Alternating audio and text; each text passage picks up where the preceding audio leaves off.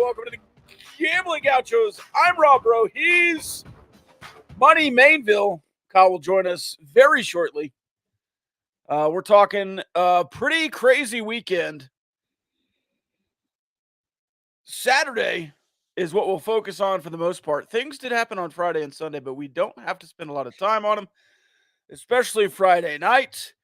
We've got a national championship in the books after the weekend. We've got a regular season finale for Coach Gass in the books, and a Red Raider baseball win in the books if we focus on Saturday. So we can do that so far, as well as Texas Tech softball sweep on Saturday. So there you go. A hell of a Saturday it was. We'll talk about it. We'll start with basketball and Coach Gass. As is tradition at this point, Money, how did Texas Tech beat Baylor on Saturday? Yeah, well, they made their shots.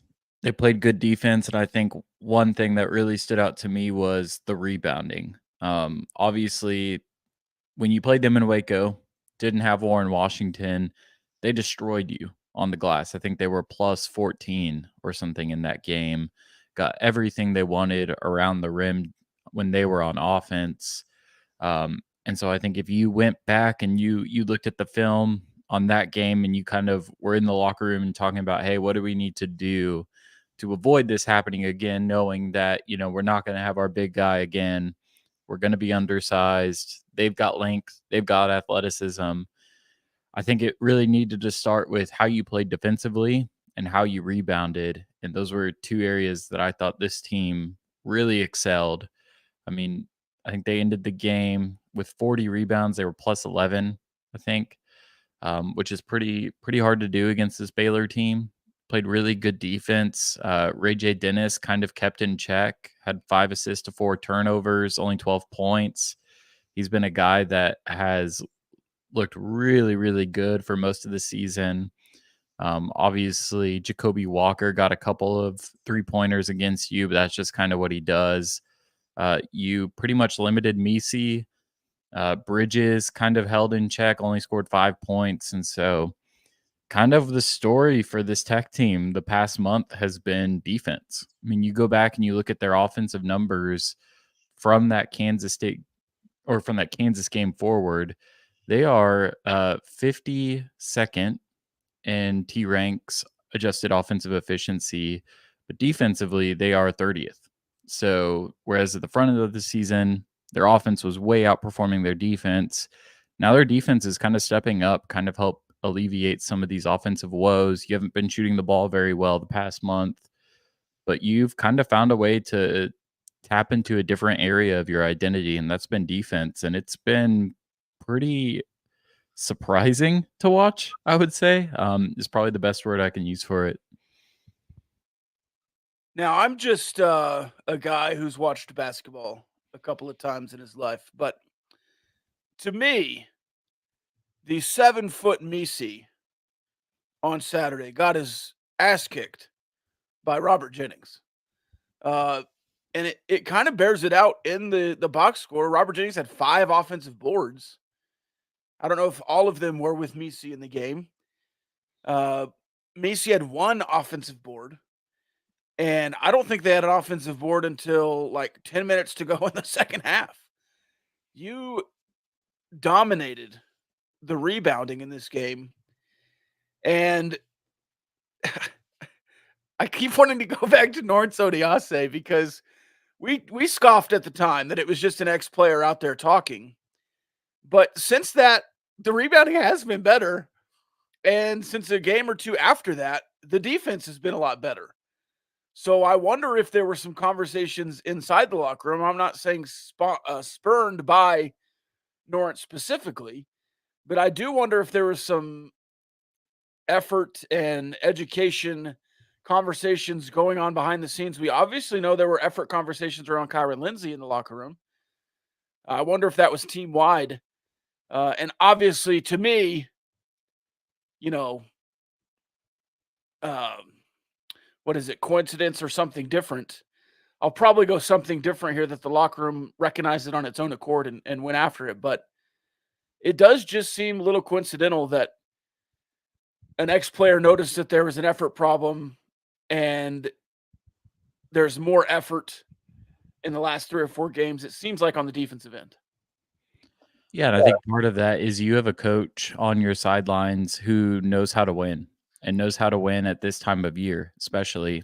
And so whenever you're not living up to that standard and you start to hit a skid, I think he's going to be one of the first guys to realize it and to call it out. And I can't remember, I want to say it was after the UCF game, but I'm not 100% sure. But McCaslin said in the post-game presser, like, we were not the team that was diving for the loose balls. We were not the team that was boxing out. We were not the team that was getting in their stance correctly on defense. And for the past couple of games, you've checked pretty much all of those boxes. And look, I don't think this is going to be a world-beating defensive team, but just cleaning up some of that effort, some of those, winning in the margins, essentially. That's what this team has kind of capitalized on over these last couple of weeks. And it's a good point on Robert Jennings, because I think what he did in this game that you hadn't really seen all season, he was aggressive. And it got him in trouble. Like, he fouled out. He had a couple of like fouls on shot fakes where he just kind of launched straight up into the air and fell on the guy. And you could tell he hated it, put his head in his hands, like, ah, man. But if I'm Coach McCaslin, I'm saying that's exactly what I want from you, because all season long, he's just looked timid, looked like he's second guessing himself on what to do. But he looked like a guy on a mission. And even if it wasn't executed perfectly at all times, the energy, the aggressiveness, every single possession was a fight for him. And I think that's going to be a huge asset for this team in March if he can kind of maintain that attitude and realize, hey, I belong out here on the floor. Yeah, confidence goes a long way. And if that 20 minutes of Robert Jennings is spelling Warren Washington's 20 minutes, you're a whole new team in a good way. You did not play a full 40 minutes with the 5 on the floor. Yahalo played 17 minutes, so there was 3 minutes at least of Darian Williams off the 5 late in the game. You held on for a long time with the lead, and then they stormed all the way back, and it was very tense, I could feel. And then you had, I believe, Kerwin, Chance, and Darian, maybe not in that order, hit back-to-back-to-back threes. Maybe Kerwin had 2 of them. And you go into timeout, they play swag surf, the game's over.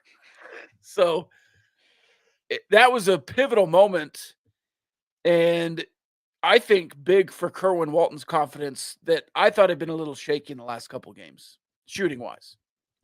Yeah, he certainly needed those couple of buckets, and still not his best night. I think he had 8 points. But even to get him going in that way, I think the key all season has been, hey, you kind of give the hot hand, you give the minutes to whoever is shooting the best between Walton and McMillan.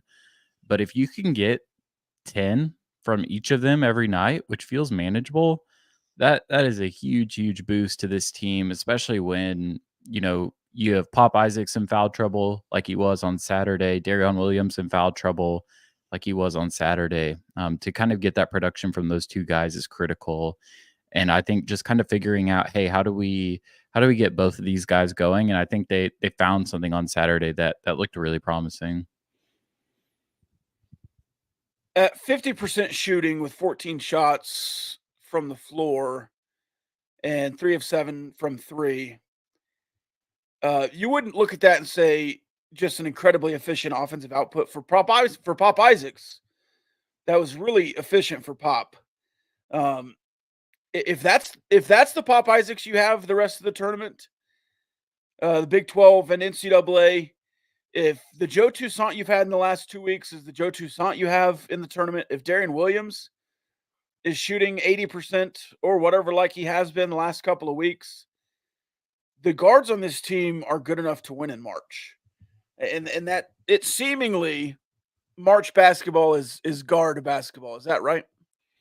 I think so. And I think it's offensive basketball. because the game is sped up in the postseason. It's just the way it is. You get longer TV timeouts, so guys are more well rested. They've got more air in their lungs, and so the game moves a little bit faster. But if you have guys that can put the ball on the floor, create their own shot, that's a huge asset for you. And you don't have a ton of guys on this team that kind of fit that mold. And I think Pop is certainly the one that's the most distinct out of that group, and his ability to do that. And looking at his last two games, man, he's coming on at just the right time.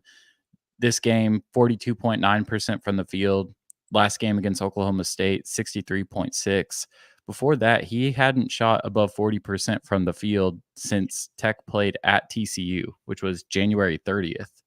And so he's kind of finding his rhythm, finding some things out. And I think what's really promising about him is you look at that first possession of the game, he goes right to the basket once again, just like he did it against Oklahoma State and found a lot of success with. And I think that's the key. Like, they had some guy on the broadcast on Saturday who I don't think has watched much Big 12 basketball. But he was like, man, this is what Pop Isaacs does. He gets to the rim, and it's like, oh, well, not exactly. But he's done that the last two games. And I think that's a huge boost, not only to his efficiency and his numbers, obviously, but just to the overall offensive quality of this team. It's what Pop can do, not necessarily what he does. He has in the last couple of weeks, and he's been a much better player for it. I think it gets him into rhythm, and it gets him in the mindset of the game. Obviously, he can still take the 30-foot jumper whenever he wants with the guy in his face and make some. But certainly a higher percentage shot to go to the rack, at least with the opportunity for a free throw as well. Kyle, welcome in. Before we got going here with you, we talked about how a lot of things happened Saturday, and that's what we'll focus on today. Maybe ignore the Friday and Sunday of it as long as we can. How big was your Saturday afternoon with a national championship, a basketball win, a softball sweep, and a baseball victory? Yeah, my Saturday was great since I was a part of all of those things that you mentioned. But yeah, a fun day to be a Tech fan, for sure. I was really impressed. I know you are talking basketball. Really impressed with that effort. Kind of, I don't want to say surprised, but in hindsight, I think you had asked us before the last four games, like what was more likely, 1-3 or 3-1, and I think we were all like, yeah, 3-1, and then you get housed by Texas, and it was like, well, maybe not. And so just like this past 3-game run, other than a little bit of a kind of almost collapse in the second half against Baylor, all in all, several good halves of basketball there. Oklahoma State was wire to wire, had to come back a little bit against West Virginia. But yeah, that's a good team you beat. That's a good one to kind of put a notch in your belt right before you get to postseason play, to give the team some belief that they can beat a high-end team like Baylor, that, teams like that make the Final Four. So, and did it all without Warren Washington. And, we'll see what happens there. But I was really impressed with the team's fight, their play on the offensive end of the floor. I know we mentioned this a couple episodes ago, but it seems like some individual guys are kind of rounding back into form that we saw them earlier in the year. Toussaint, Isaacs, McMillan, and then some of those younger guys getting minutes because of Washington's absence seem like they're coming along, at least in certain spots. So very encouraging basketball game. I don't know if y'all talked kind of like big picture regular season recap, but I would give Grant McCasland an A. I don't really know what else he could have done within the confines of this season to get an A+, maybe finish off Butler on the road or figure some stuff out earlier back against Villanova. But in terms of Big 12 regular season and all that, I don't see how you could give him less than an A, especially with some of the injuries that they endured. We have not got to that yet, but that's certainly something I want to talk about. I will say for an A+, yeah, maybe that road victory early, but also just performing better in like 2 games at home. You look at the Cincinnati game and maybe one other there at home that you could point out, Texas, obviously. Yeah, but other than that, if you're saying if you only went undefeated at home and won one more game, he could have had an A+. That's a pretty good grade that you're throwing out, especially year one with the half new roster and all new roster for him. Yeah, and I know there was some chatter about him being in the National Coach of the Year conversation. Obviously, Kelvin Sampson taking it home in the Big 12, and I'm I would guess that Otts was probably second, but it's hard not to think of McCasland as the third guy there, which is, I mean, comparing yourself to those two guys in front of you, obviously Sampson going to be a Hall of Famer. Otts has gotten this Iowa State program rolling, besides getting absolutely embarrassed by Kansas State on Saturday. But yeah, this program was a dumpster fire. Like, they showed the graphic on ESPN of like guys who had more wins at Tech in their first season. One of them was Mark Adams, who inherited a roster with 2 All-Americans on it, added Bryson Williams, and then Bob Knight. And it's like, if you're in a conversation with Bob Knight and then a guy who had an absolute golden situation handed to him, and obviously his coaching was a part of that. He didn't just have to go on cruise control, but I mean, the situation difference in what he took over versus what McCasland took over is pretty stark. Yeah, he was this season finishing 11-7 in Big 12 play, tied for the third most wins in Big 12 play in program history. He had more than that back in the Southwest Conference days, and there was a while there when it was still divisions. I think you only played 16 or 17 conference games. So like some of those night teams were 10-6, which is very comparable, obviously, to 11-7. But the two teams that did better than 11-7 was the Adams team that went to the Sweet 16 and the Beard team that went to the national championship game. I'm not saying we're primed for one of those destinations, but we've had 11-7 teams go to the Elite Eight. We've had, Chris Beard teams right off a national championship game go 9-9. Or I think the next tournament team with McClung and those guys was 9-8 with a canceled game due to COVID. So 11 wins in this conference is a big deal. And you can say, well, we didn't go to the Fog. We only had to play Houston once. To me, that kind of cancels out. Like, Houston wasn't there before. They come in.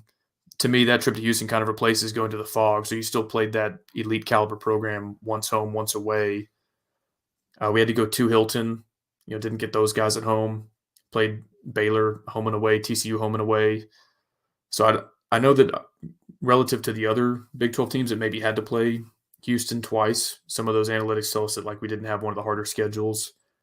But I still think the middle of this conference is so good that 11 wins is 11 wins. Exceeded all of my expectations, and pretty incredible the foundation that they were able to lay in year one. I mean, just looking at like the different components of program building, if you're McCasland, assistant coaching hires, that looks like an A. Talent identification, finding Warren Washington in the portal, Chance McMillan in the portal, Darion Williams in the portal, that's an A. Player development, Kerwin Walton was like almost a nobody last year. I mean, I guess he kind of played in some spots in the middle of Big 12 play, turned him into the number 1 3-point shooter in the country, which I know he had his shot before, but like we couldn't find a way to utilize it last season. You bring on Darion Williams, who I mentioned before, freshman of the year in the Mountain West, definitely takes that next step or next multiple steps. Chance McMillan, good player from Grand Canyon, but I think they unlocked a new level for him. So I'm just looking at all these guys and going like, they found dudes to add to the roster, and then the guys that were already here, they made them markedly better, in my opinion. Gets me excited for what they can do with a full portal season, not waiting on McCasland to win the NIT. So again, the foundation they have to build on now is looks like it is without a crack, and I'm just super impressed by really the whole staff. And you go back to the awards. You mentioned the coach of the year, Calvin Sampson, player of the year, defensive player of the year, the same guy, Jamal Shed, obviously. Newcomer of the year, Hunter Dickinson. Do we have any qualms there? I know we wanted, obviously, Darion Williams to be in the mix for that award. But Hunter Dickinson came in. Kansas was worse, and I know the rest of the team was what they were, and Hunter did what he did this year. But as Jackson pointed out, Jackson Big 12, he came in, led Kansas to their worst Big 12 season ever, and then got newcomer of the year. I don't know. I don't know if I would have voted for Hunter Dickinson as the newcomer of the year. Yeah, do I have qualms? Qualm number one, he's 25. Yeah. Which, yes, he's new to the conference, sure. But like that used to be, I think, reserved for like a JUCO guy or an incoming freshman. in the portal, I'm not saying it should disqualify you, but I do think they should factor that as like, oh, he's already played 6 seasons of college basketball. Maybe let's consider some other guys. If you just glanced, if I didn't show you the names, I showed you the teams that made up the individual awardees for the Big 12. It's heavily skewed toward the top of the standings, and rightfully so. Like if you helped your team finish number 1 or number 2 in the standings, you should get some love for that. Double check the standings. Tell me where Texas Tech is relative to Kansas, and then show me the matchup when Darion Williams played Hunter Dickinson. So do I have some qualms? Yeah, absolutely. I think sure. Can you put his points and rebounds numbers side by side with Darion Williams and make the case? Yeah, but also if we're going to factor in how successful the team was and the fact that one of the guys is 20 and the other one is 26, then maybe it could have gone differently. Well, in Kansas, look at where they're in the standings. They have 2 on the All Big 12 first team. Iowa State, Baylor, all have players on the first and second team. Texas, Dylan Disu and Max Asmus in the first and second team, respectively. Nobody on Texas Tech getting a nod until the All Big 12 third team, where Pop Isaacs and Darion Williams both are there. And the newcomer team, Darion Williams did make it on there, so I guess he was top 5 in voting. And maybe this goes back to coaching, even a better coaching job if you don't have the individual talent, right? That the rest of the coaches see. But still, I don't know. I thought Darion Williams was at least a second team Big 12 member, and I think he got snubbed a little bit. It's OU going to the Cheez-It Bowl at 3-6, tied for 7th through 9th 2 football seasons ago. He had the right logo, had the right name on the front of his jersey, and he probably won that award the day he committed to Kansas, and nothing that happened this season was going to change it.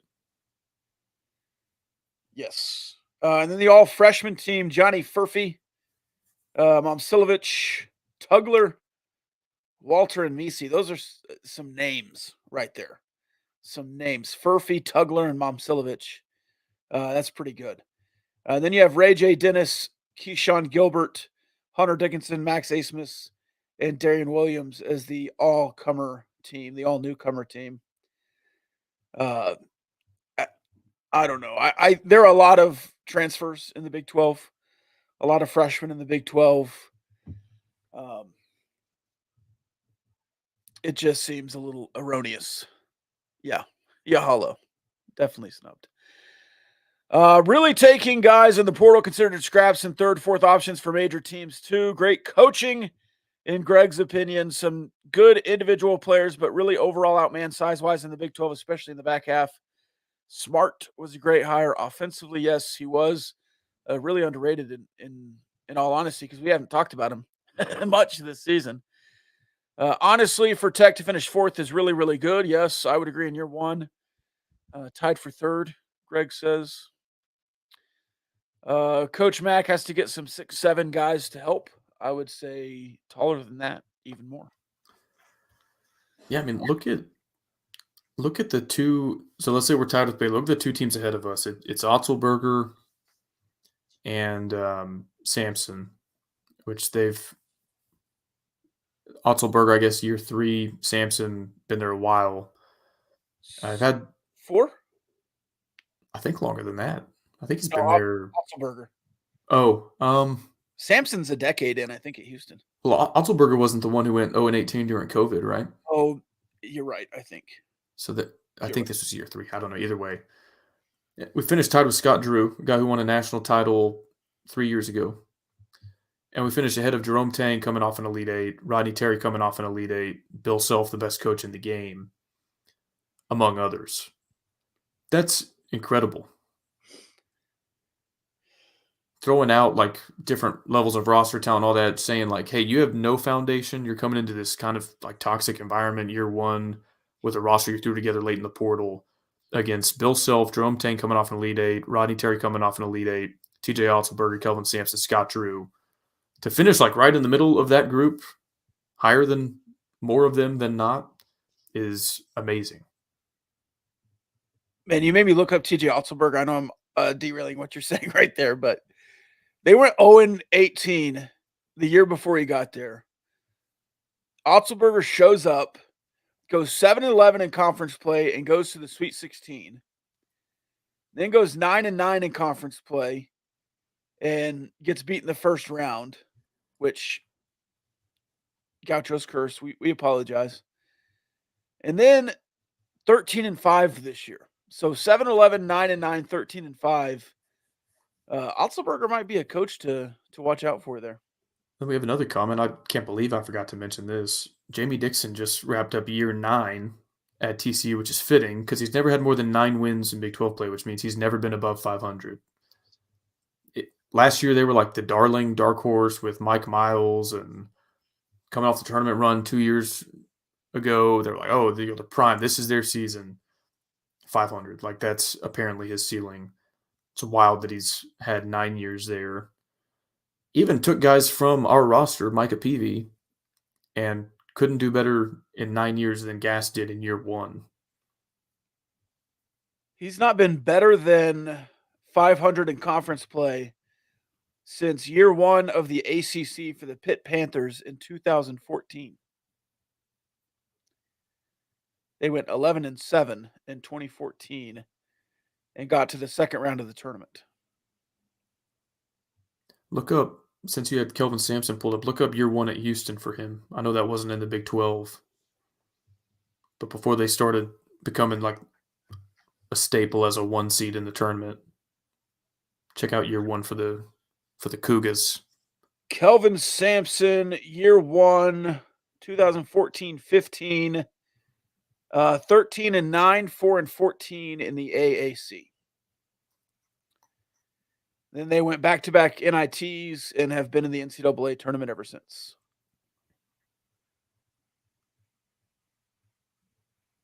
With records of, let's see, starting in 18, 14-4, 16-2, 13-5, 14-3, 15-3, 17-1. And then year 1 in the Big 12, 15-3. It's a pretty good run. Sweet 16, no tournament, Final Four, Elite 8, Sweet 16. That's pretty good. There was a question earlier on the tournament. What location are you hoping they land for in the first round? Not to get ahead of ourselves, whatever is lined up with the Sweet 16 in Dallas, obviously that would be the number 1 option. But I think we talked about it last week, Kyle, and you went Memphis for the first round? No, I said Brooklyn for a Joe Toussaint homecoming. Oh, yeah. You did go back for that. Sorry. At the Barclays Center, you think Yormark's going to get special pull there to get a Big 12 team in the Barclays Center? I think there are some dudes in his, let's say, family. Sure. That he could call if he wanted to call in a favor at the Barclays Center. Oh, man.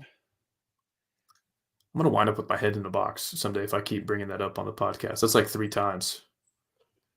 Do you think we're able to withstand the lure of the portal and keep this team together? Yes and no. Money, what do you think? You're about to say something. Yeah, I think it's obviously always going to come down to the player, right? Some guys are going to leave because they want more playing time. Some guys are going to leave because they want more money. Those are usually the 2 biggest things that it's going to come down to. But if I'm a player and I'm thinking about my long-term goals, where I want to get to, if I feel like I actually have a decent chance of being a professional basketball player, and I look at the job that McCaslin has done with my development since I got to Texas Tech, I think it's hard to argue, hey, there's a better situation for me to be developed, for me to play high-quality basketball against the best teams in the country, to have access to amazing facilities, to make plenty good money, and to play in front of one of the best home court advantages in the country. Like, if I'm thinking purely as a basketball player, I think that's pretty hard to overcome. And I think a lot of us are kind of battered and bruised from what's happened over the last couple of years and seeing so many talented players hit the portal. But you got to remember those happened with coaching changes, messes inside the program, differences in what you thought your role was going to be on the team. But again, if I'm just thinking in terms of a basketball player, it's hard to argue that starting somewhere else is a better option than just staying at Texas Tech and being developed by Grant McCasland. I mean, this may be a little bit offhand, but look at Tyler Perry this year, man. Was he better without Grant McCasland? I don't think so. And obviously there are some other things to consider there. Completely different situation. But I think kind of going back, look at the guys that have left his programs. I think in a couple of years, you're going to have some guys that come out of being coached under him for a couple of years, and they're going to look a lot better because of it. I think even this year, there's some in-season development that happened that should bode a lot of confidence. I mean, like I was ready to see Robert Jennings at the end of the bench for most of the season. Past month, he's looked like a very, very playable role player. EY is playing way smarter, way above the level of a true freshman in the hardest country in the league.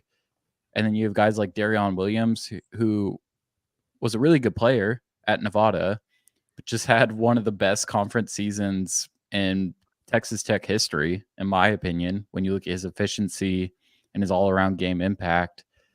I think it's a hard decision to make, and obviously every individual is going to make the decision that they feel is best for them. But on a purely basketball level, I think this would be a very hard situation to walk away from. You nailed it. I think it was General Jim Mattis one time was asked, what keeps you up at night as a military general? And he said, nothing keeps me up at night. I keep other people up at night. That's my thoughts on the portal is I'm not worried about losing our guys. Everybody else should be worried about losing their guys to us because we do have a legitimate head coach who's personable, develop you on and off the court. Like you said, Money, we've got the best facilities in the country in terms of practice facilities, home court advantage, best fan base, best student section.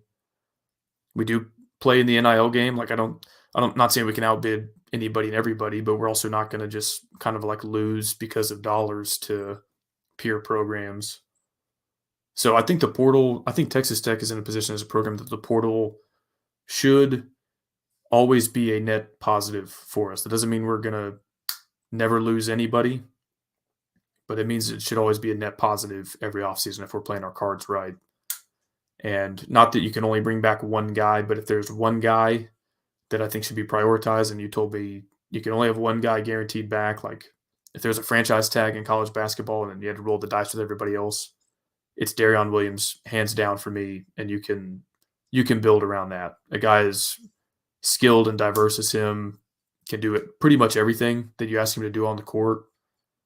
I think if we're dreaming a little bit and keeping multiple guys, if you could build a little bit of a core around him, Chance McMillan, who I think has a super senior year left, Kerwin Walton, I think has a super senior left, and Devin Cambridge, who says he's coming back. Not saying like all four of them would start, but that's a pretty good core if you know you have that kind of three-point shot making, athleticism, all-around basketball skill. Now you pair that with, you're going to need obviously a couple true big men and maybe some lead guards, losing a guy like Toussaint. But I feel good about what I think our starting point will be in the portal and what I think we're capable of doing. Brent says, is the best possible scenario in a Big 12 tournament is we win it all and only move up one seed in the NCAA tournament. So on bracket matrix, you're listed anywhere from 8 to 5. That is a 4 seed range. I think 8 is incredibly short-sighted and will be eliminated in the next couple of days when guys wake up and say, oh, wait, Texas Tech finished 4th in the Big 12. Let's move them up a seed or two. There's also already a 5 seed or 2 on bracket matrix. Again, that's just a bunch of guys filling out their own brackets. It's not the committee. It's not anyone else. You look in the net, I think they're up to 25, which would be around a 6 seed if they just snake it down the net. Am I right there, Money? I don't have the net pulled up.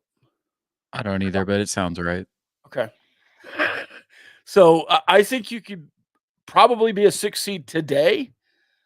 And then it depends who you can beat in the Big 12 tournament. But I don't give the Big 12 tournament that much credence. I think you'll probably be a 6 seed. Could you win the Big 12 tournament and be a 5 seed? Maybe, but I don't know. I think Kansas would benefit much more from winning the Big 12 tournament because they're Kansas. I just think Texas Tech will be baked in wherever they are. I think it is interesting looking at bracket matrix. So you're in the middle of the 7 line. You're the third 7 seed, if that makes sense. Team right above you is Nevada from the Mountain West.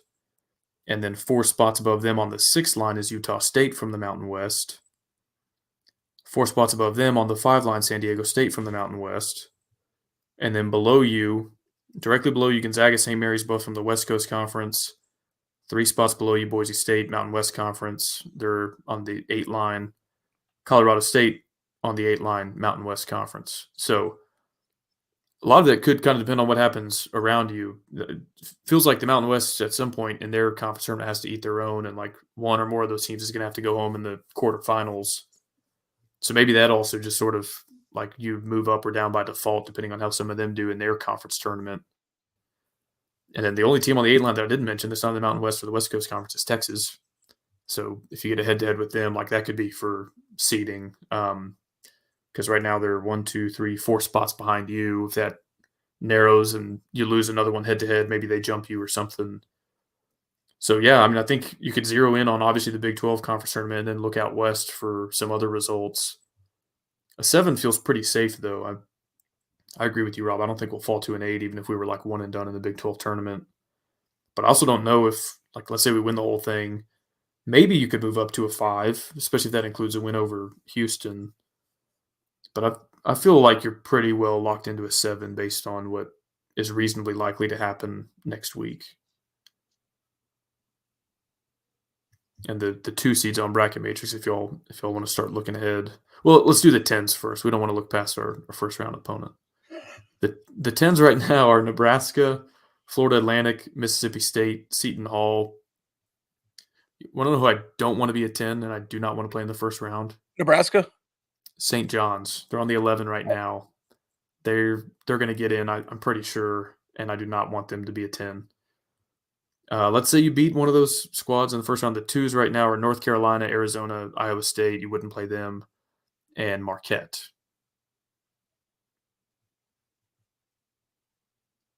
For whatever that's worth. Marquette would be interesting. I just did a team cast simulating if Texas Tech were to win the conference tournament with a win over BYU, Houston, and then Kansas. T-Rank would have you as a 4 seed. I don't want to argue with a computer that's way smarter than me, but I'm with Rob. I don't think the committee would behave that way. Like, oh yeah, let's move them up 3 whole seeds because I don't know. We've seen that before. Teams like resting their hopes on the conference tournament to get in if they're on the bubble or to move up to a 1 seed, and it just seems like it doesn't really happen that often unless you're like Duke. Well, and if you think that they fill out a 64 seed tournament after all of the NCAA conferences wrap up, like, that's not what they're doing. It's all set by like Friday. I mean, they're working all week on it, and then they'll like tweak it maybe Saturday night. But I don't think they're pulling an all-nighter like right when everything buzzes with the Big 12 tournament, saying, "All right, now we can start the tournament. Who's the 1 seed? Who's the 2 seed?" Like a lot of that's already filled out, and then they're tweaking it at the end. I would bet 6. I think that's a number I feel the most confident with. It's steep, but I think that's where they'll probably wind up. I think you got to win 1 in the tournament. But if you can win 1, lose to Houston, I think it'll be a 6. See, 6 is like we're in don't get my hopes up territory because I can talk myself into we can upset somebody in a 6-3 matchup. If we're a 7, I'm like, you know what? I'm impressed we even made it this far. Like, let's win 1 game and then we can hold our heads high no matter what happens. But if we're a 6, I'm immediately looking at the 3 seed and seeing if we have a mismatch anywhere and hoping that they lose to the 14. Like I'm all in on, okay, let's go to the Sweet 16 if we're a 6 seed. It's only a 1 seed difference, but to me that just it makes such a big difference. So I hope we're a 6. I would love that. But Rob, I'm with you. I don't think we'll fall to an 8 pretty much no matter what happens. You know, I think we're pretty well locked in because we've made our case on the court. If you ever need to make your case in court, God forbid, call our friends over at Barnett, Howard, and Williams, bhwlawfirm.com. If you're impressed by what Darion Williams does on the court, you'll be even more impressed with what BHW does in court. They do Title IX, student litigation, criminal defense, catastrophic injury. They can help you out in all sorts of circumstances based in Fort Worth, but they handle cases all across the state of Texas. 3 double Texas Tech graduates, so you know you're getting the best. Hit them up, bhwlawfirm.com. They hope you never need them, but they're in your corner if you do. They're in the corner like Kerwin Walton, waiting to hit a transition catch and shoot 3. Bruce says, how in the name of James Naismith is Kansas 4 lines ahead of Tech? I tweeted about this. And I didn't have any kind of Tech should be higher, Kansas should be lower. I just said it's wild, speculatively, that you have the same conference record or even a better conference record, and that's 65% of the season. And they're a projected 3 seed when I put it out, and you're a projected 8 seed. Like, that is crazy to me. Now, I understand the non-conference. I understand the quad 1 wins. I understand you got beat by Cincinnati. I understand you got hammered by Texas. But it just seems that the net is, I don't know, overplaying the non-conference. I think your conference season should be the most important thing, especially if you're in the Big 12. And again, it's not as crazy if Texas Tech finishes as a 6th and Kansas finishes at a 4. Like, that's much closer. But when last week it was at 8-3, that seemed much more wild than a 6 and a 4 or a 6 and a 5 even if Kansas loses early in the Big 12 tournament, which I don't think will happen. It really sucks that the 3 teams they beat in non-con are all still really good, which is UConn, Tennessee, and Kentucky. Yeah, it's. I feel like they overweigh these games from November, December at these like neutral site tournaments, and then it's just baked in. And like, no matter what happens to Kansas, they can be an also-ran in the Big 12, and like they're still going to be a 3 or 4 seed. I do think there's something to be. Obviously, those games count. You're playing UConn instead of Wayland Baptist. Like, you should get credit for that, no doubt. But also, like Rob said, when the final 65% of the season unfolds, like, it should be a fluid enough deal that just because you played UConn 4 months ago doesn't mean that you're locked into a certain spot. And it's interesting, too, because we've heard the opposite chatter all season, was that like the Big 12 gamed the net rankings by beating the Little Sisters of the Poor by 90, 12 times in the non-conference before conference play got here. I don't want to say Kansas gamed it because I don't think they did. They played good teams in the non-con, beat them, and they deserve to get credit for that. But yeah, it's like, okay, we beat those 3 teams in November, December, and now we cannot fall below a certain point no matter what happens. Even if we go into Lubbock and lose by 29 to a team with a better conference record than us. So I wish there was maybe a little bit more. I don't know. I guess you also don't want to have a bias against the full body of work, but I do think games in late February, early March should maybe carry a little more weight than an early December matchup in Atlantic City or wherever, or in Hawaii or the Bahamas. I also think they're just benefiting from the logo and the name, like teams like that do. I remember one of the worst years Coach K ever had at Duke. I think they were a 6. And a lot of people thought they shouldn't even be that high. I forget who the 11 was that they were playing, but they lost in the first round of the tournament. And I don't even think it was particularly close. So I'm not saying Kansas is going to lose to a 13 or 14 round 1, but I mean, I think the proof will probably be in the pudding at some point in the tournament. I think if they manage to make it to a Sweet 16, they're probably getting housed unless they are like up against some just way less talented Cinderella type squad, but they might not make it past the second round. I have that much concern about how poorly they've played down the stretch here, especially outside of Fog Allen. And in the replies, a couple of people are like, well, they played a much better Big 12 schedule too. Like, I'm looking at it. They played TCU once at home. They played Iowa State once in Ames and lost. Played Oklahoma State twice. Played Houston twice, but got hammered by 30 in Houston. Played in Lubbock and got beat by 30. BYU once. Baylor twice. Like, this isn't any. Like, yeah, they played Houston twice. Okay. They got beat by 30. Like, how does that make your schedule better? Yeah, if you lose by a combined 59 to two of your conference peers, like, why does that make you a good team? Just because you showed up? Like, I don't get it.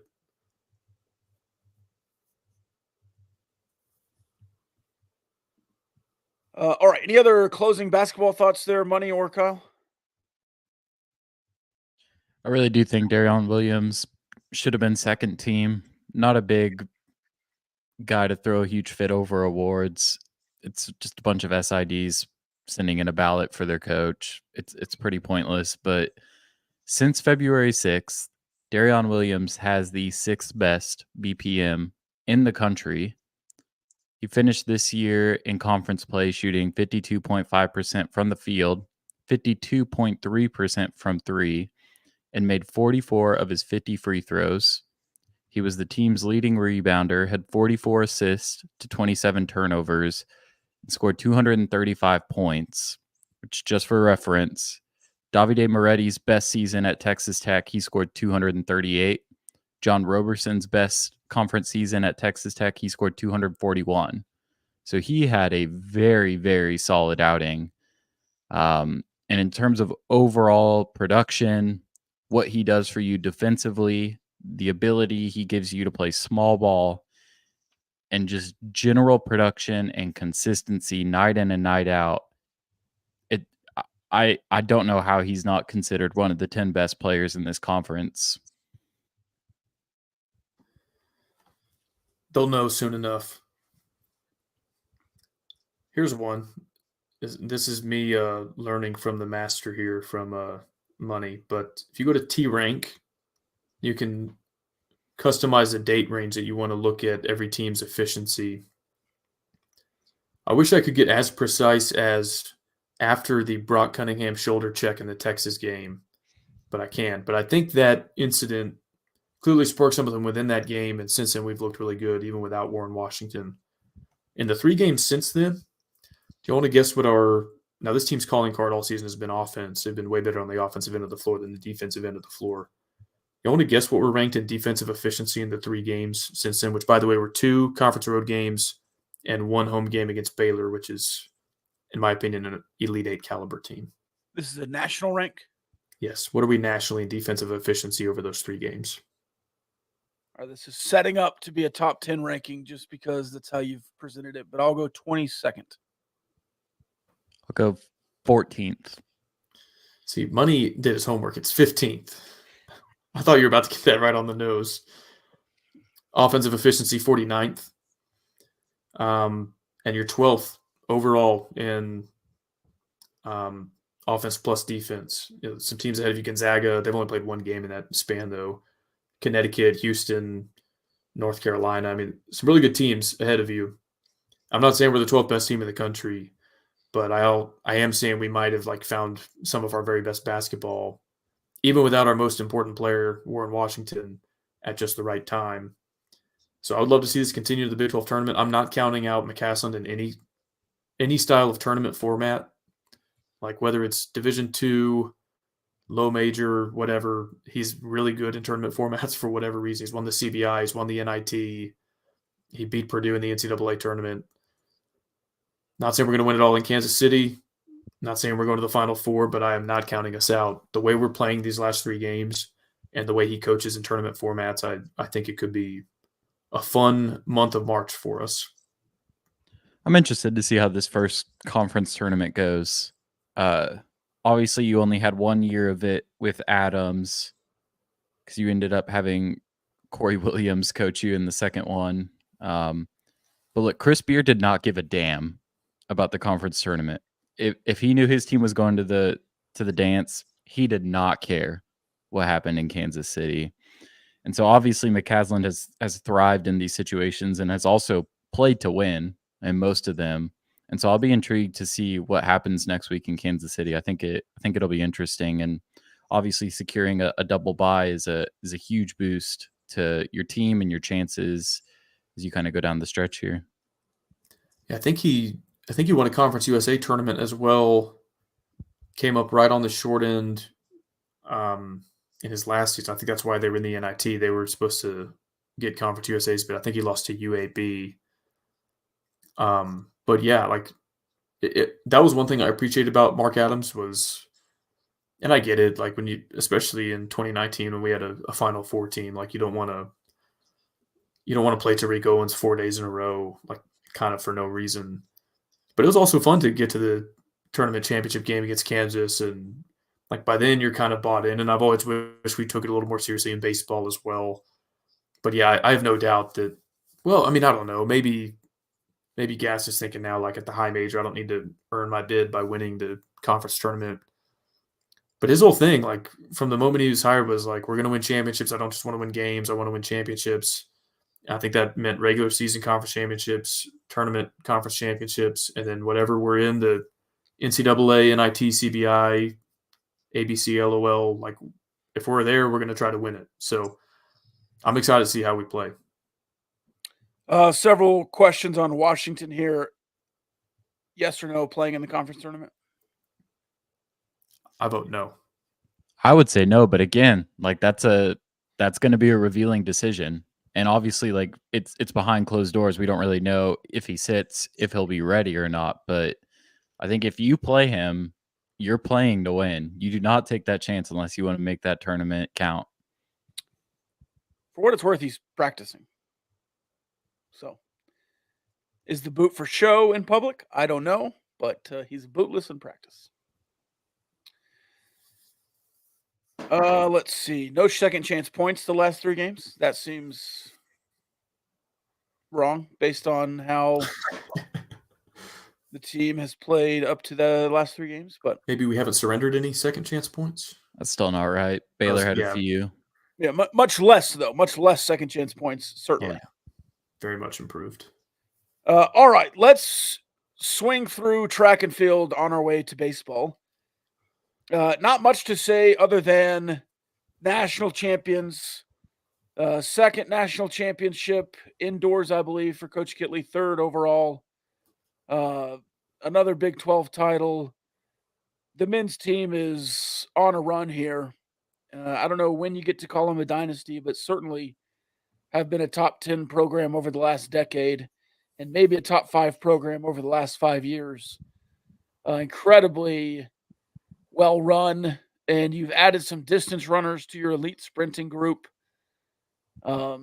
Just a really, really good showing. And if you win a national championship, you obviously have a good chance at competing for an outdoor championship as well, especially with the sprinting core you have. Any track thoughts? Did y'all do any track and field back in the day? No. You didn't do shot put, Rob? No, it's not on the track team. We had to in middle school. If you played football or basketball, you had to do a track and field event. I think I threw discus, and I was absolutely terrible at it. They told us it was implied that you're supposed to run track, but then like nobody from football ran track, and I was always so pissed. I was like, why am I out here at 6 a.m. if this isn't actually required? Like I'm not fast. I don't particularly enjoy just running in circles, and they didn't make anybody else do it. So I was like, this kind of stinks.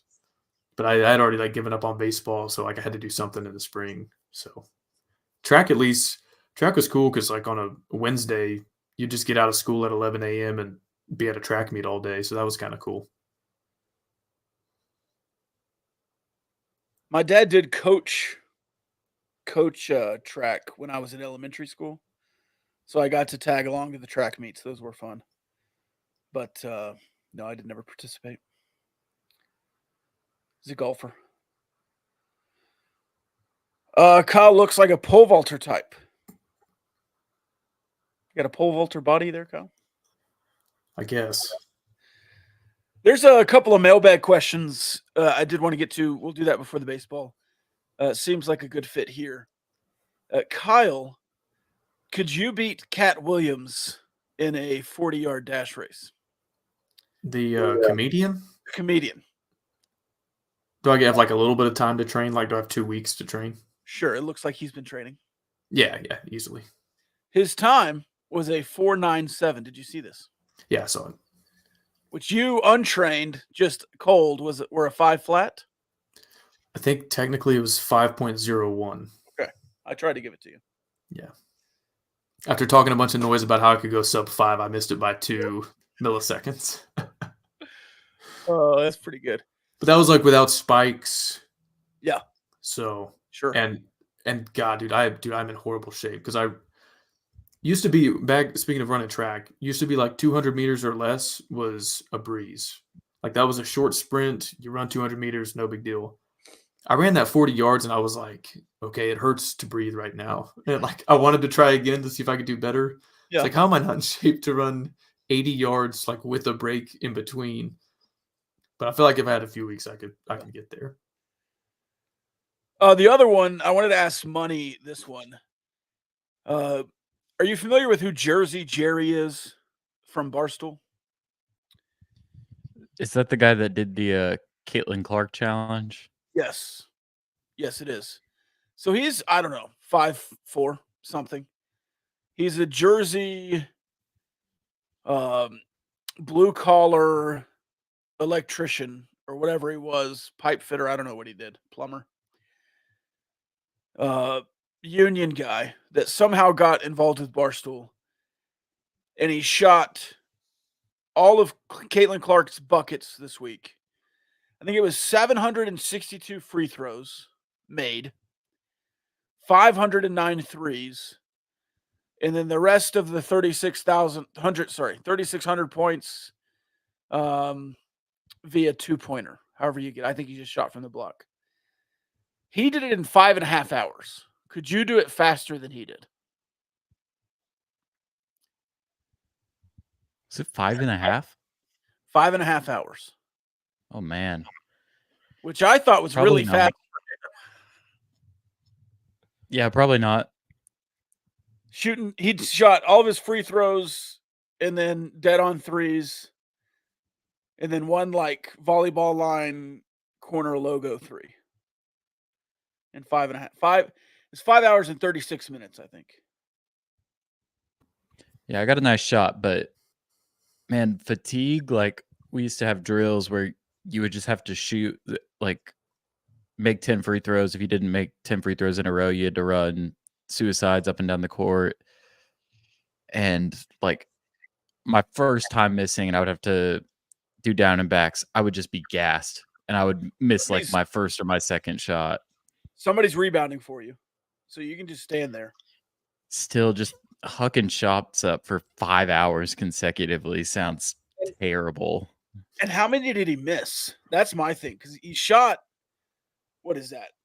1,500 shots.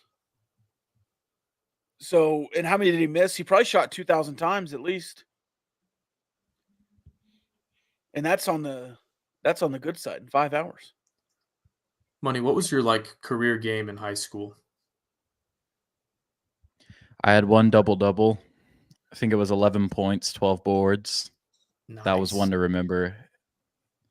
But I gave up as soon as I got to senior high because playing 6A Texas basketball is not for the faint of heart, and it for sure was not for me. Shout out to the Plano East Panthers winning state championship this weekend, 40-0. Undefeated. Wow. Money, without having ever seen me hoop, I don't think. Where would you set the line if like you and I right now met in like Irving and played one-on-one?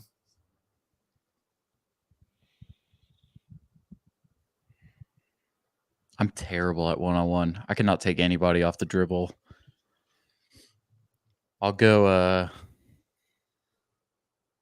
Kyle, 1.5 point favorite. There's no way. I should not be favored over somebody who played in high school. Kelly, you How 6 tall foot? are you, Kyle?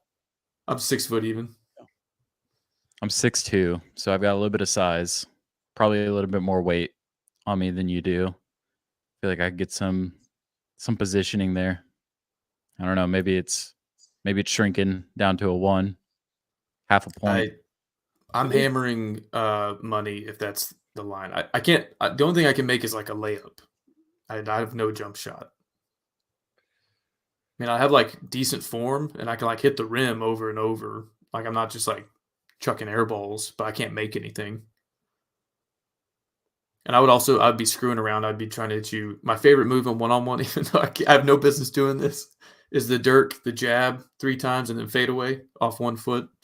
Never goes in, but it looks cool. Feels cool to do it.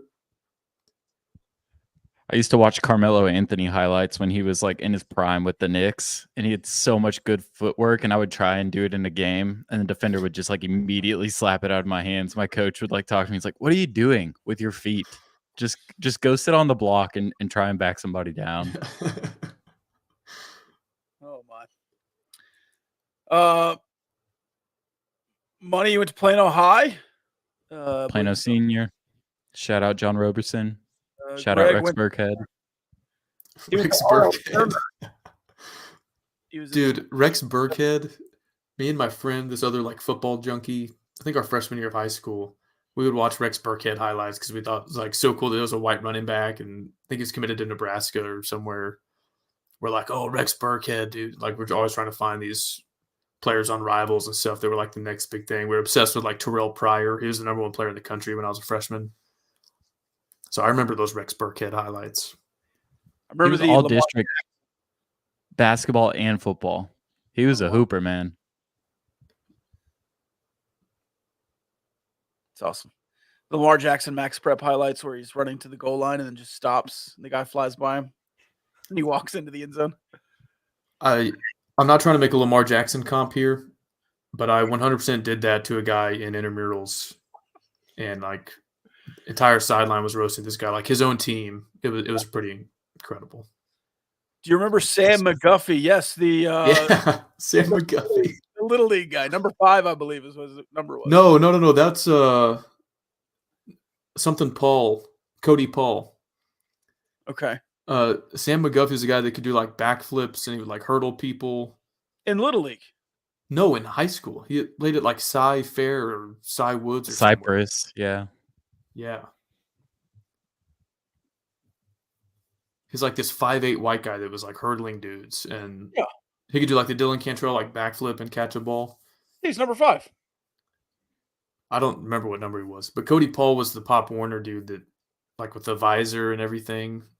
He went to Rice. Sam McGuffey did, not Cody Paul. 3,000 yards his junior year of high school. It's crazy. I was trying so hard not to say Jake Paul or Logan Paul there. I knew that wasn't right, but I was like, what was this guy's name? Sam McGuffey and I are the same age.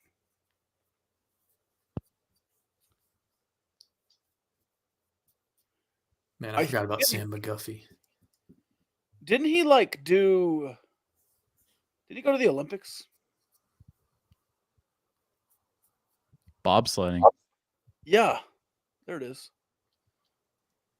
What? Yeah, Sam McGuffey was a bobsledder in the Olympics. Who are these people? Oh yeah, I'm a running back, ran for 3,000 yards, and I can hurdle people and do a backflip. But if football doesn't work out, I'll just go win like a gold medal in bobsledding. A totally different sport with like 0 translatable skill sets. So he graduated in, looks like he did a pro day in 2013. I'm on his Wikipedia. Spent 2 years trying to play football at the NFL level and the Canadian Football League level. And then October 26, 2015, he just was like, all right, I'll be a bobsledder. Since we're the 2018 South Korea games, he competed in the Olympics. That's amazing. Since we're talking about white football players that went on to play Winter Olympic type sports, do y'all remember Jeremy Bloom? No. He was a mogul skier, I think, or like a downhill skier. I think he played football at Colorado, and then he did skiing for a couple years, and he was like, I want to try out for the NFL. Ran like a 4.25. Eagles drafted him in like the third or fourth round. I don't think he ever did anything in the NFL, but I remember him being profiled on ESPN. They're like, he was skiing, last year, and then he ran at the combine, and now he's getting drafted. And I remember trying to keep up with him, but I don't think he really made it in the league. Jeremy Bloom.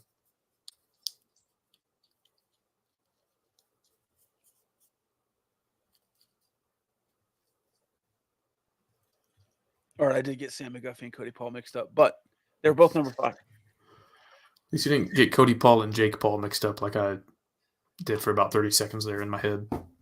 Jake Paul and Mike Tyson are going to fight in a real boxing match. I know Mike Tyson is old, but a few years ago, he was doing some kind of interview, and they asked him to throw a punch on a body bag. Or he could still kill Jake Paul if he hits him hard enough.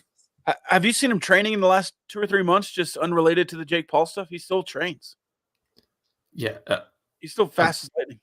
I mean, I get it's a money grab for Jake Paul, but this isn't some low-level UFC guy or other YouTuber that he's been fighting. Mike Tyson is huge. He could kill him. Well, and Tyson's getting a bag to take a fall, so it's going to be incredibly beneficial for both of them. That'd be hilarious if they paid Mike Tyson to just fall down once and then kick Jake Paul's ass. I mean, how much do you think the fight makes? It's going to be at Jerry World. So gate-wise, it's going to be a pretty good haul. And then you got to pay to watch it. I think is it on Netflix or something? Yeah, that's right. Netflix just gave WWE, I think, $5 billion for a couple of years. So they've got money to throw around. What do y'all think about an over-under on 50% of the Mayweather-McGregor fight? Over. How much was that? I don't remember, but I feel like it was pretty, I don't know about record-breaking, but kind of up there if it didn't break records. People are going to gamble on it, too. Vegas is going to make a bunch of money on it. Thomas says there's all these stipulations. Tyson's drug tested, but Paul isn't. Tyson's headgear, Paul does. I don't think it matters, dude. Tyson has been drug tested, and Paul can put whatever he wants on his head. Mike Tyson could still kill him. Yeah, it's not the head I would be worried about. I would not want to take a kidney shot from Mike Tyson. God. Hasn't Jake Paul made enough money? Why does he have to do this? Does he spend it all every 6 months or? Never enough money, man. I mean, he might make $100 million to fight Mike Tyson. How much money would you have to be paid to fight Mike Tyson in a real fight? I don't think you could. I'm not that poor, and I've got a family. I don't want to fight Mike Tyson. You wouldn't step in with headgear for $100 million? No. $100 million? No. You'd have to take one punch and you're done. If I could throw the fight, then sure, I would just Kyle, you wouldn't need to throw the fight. He's just throwing one punch and you're done. Oh, why would I even do that though? If I could just throw it, I'd just be oh. Duck out of the way, kind of, and just fall down. Be oh yeah, he knocked me out. Good luck ducking out of the way. That'd be a disaster. I would take a punch for $100 million. If I was allowed to just quit after one punch, then yeah. But if you said hey, you have to go until he knocks you out, no. I'm saying he would only need one punch to knock me out. I don't. You could put your gloves over your face, let him punch you once in the ribs, and fall over, and it's done. I could put my gloves in front of my face. He could punch my glove into my face, and my glass jaw would be done. Actually, I don't know if I have a glass jaw. I've never been in a fight. Yeah, no thanks. Speaking of glass jaws, Texas Tech on Friday night got punched in the face, could not recover. Bad defense early. Bad everything Friday night. You win Saturday, and then you just forgot how to play defense for complete innings against Texas today. Struggle. It was a struggle. Obviously, your Texas Super Bowl, they lost 4 straight. They lost to A&M. They lost to Texas State, but they could not go out on a loss to you. They had 2 grand slams on Friday night, several more home runs today, and you went out with a whimper in the bottom of the ninth, not even competitive, really, in your 3 at-bats in the bottom of the ninth to try to walk it off. There's no panic meter or worried meter or whatever. I think you're going to be what you are in the Big 12. I think you'll win a bunch of Big 12 series, but it does hurt to lose one at home, and it's frustrating to have that kind of performance against Texas in basketball at home, in football on the road, and now baseball at home in their final season in the Big 12. How many arms on this team do you trust to reliably and consistently get guys out in the Big 12?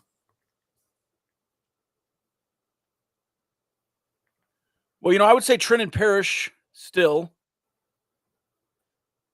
down a little bit today. And, what are you going to do if they're hitting down the line every other at bat?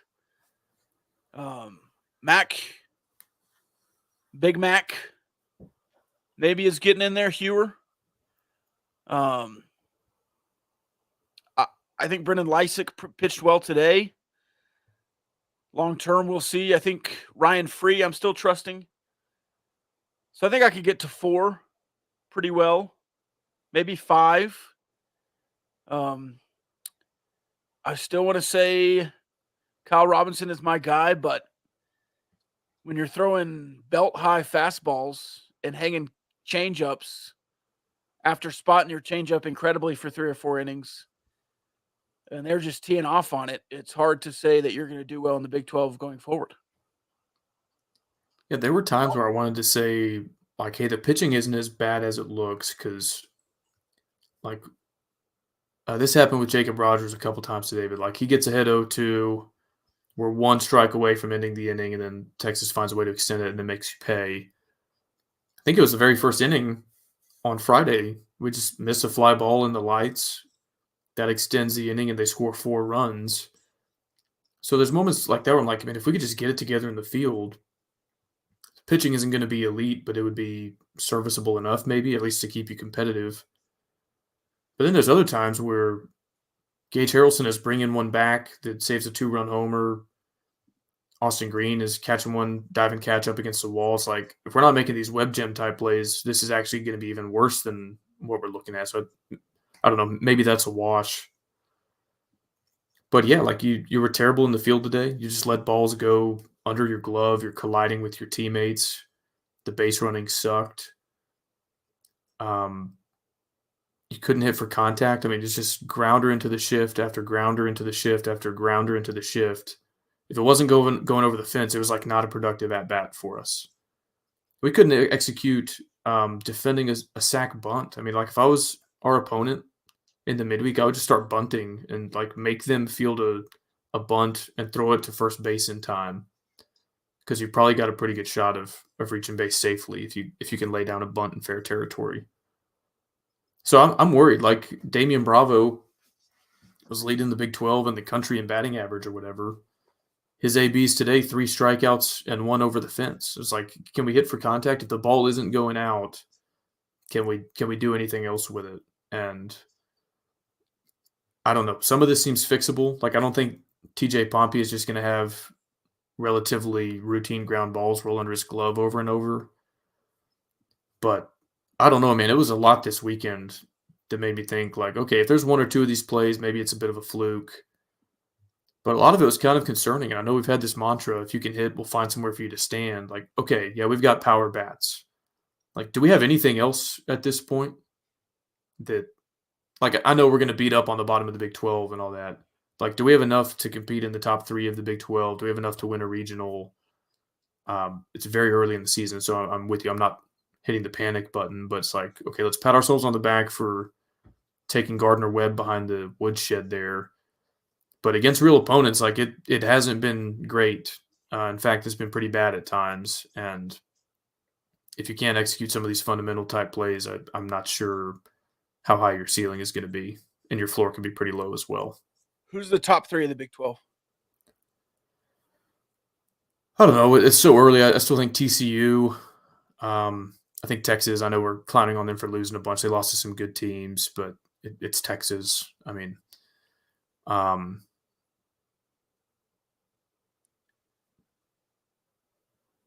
don't know. I haven't seen Kansas. Houston? I haven't seen any of like I think did OU win? I think OU won their series against UCF. I think. Yes, they swept them. Okay. I haven't seen any of Oklahoma State yet. I'm not sure what they have. And same with West Virginia. So I don't know. I mean, it'll probably take a few series for me to have a strong opinion on that. Oklahoma State is 10-6. They lost to 3-14 Utah Tech last weekend and played Mercer this weekend and went 2-1. Maybe you're third in a crappy Big 12. That's what I was getting at. I don't know how good the Big 12 is. TCU lost to Kansas this weekend twice and then won today.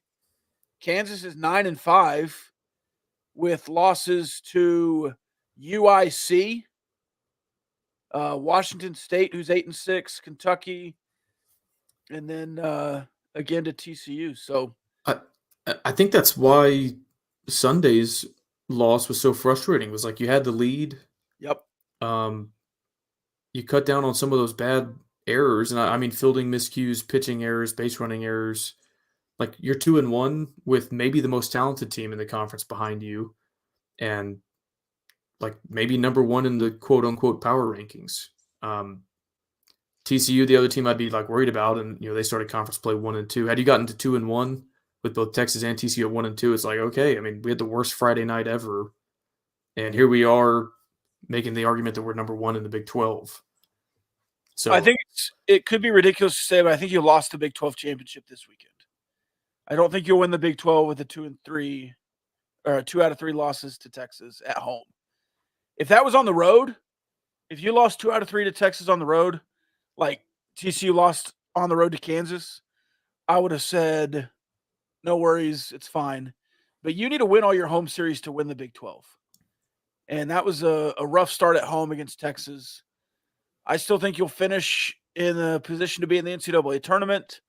I'm not worried about anything else. Really, I think your pitching is rough, but it has been for a while, and you're still finding ways. So, well, but I don't know. I guess I'm worried about that because we've seen the Big 12 be like a 4-host league before with some other teams getting in.